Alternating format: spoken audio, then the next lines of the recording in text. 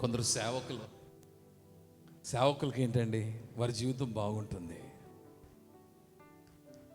సాధారణమైన ఒక సగటు మనిషికి చూడగలిగిన పోరాటాలు ఉంటే, సేవకునికి చూడలేని పోరాటాలు ఎన్నో ఉంటాయి.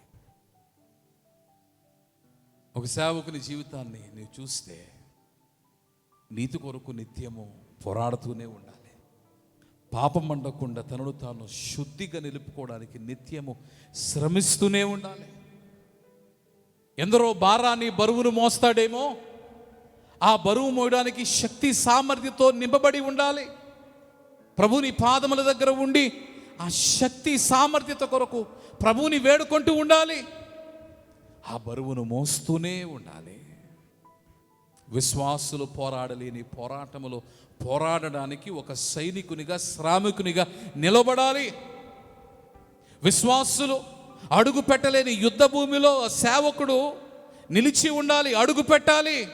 విశ్వాసులారా, మీ పక్షముగా మిమ్ములను తన సొంత కుమారుడిగా, సొంత కుమార్తెగా, సొంత సోదరిగా, సొంత సోదరునిగా నిన్ను భావించి నీ బాధనంతటినీ కూడా తనదనుకుని తన హృదయములో ఆ బాధనంతటిని పెట్టుకున్నట్టు మాత్రమే కాక, నీ ఏ అనుభవమును కలుగున్నావో ఆ అనుభవంలో తాను నిలిచి ఉండి ఆ బాధను అనుభవించు నీ కొరకు పాటుపడుతూనే ఉండాలి.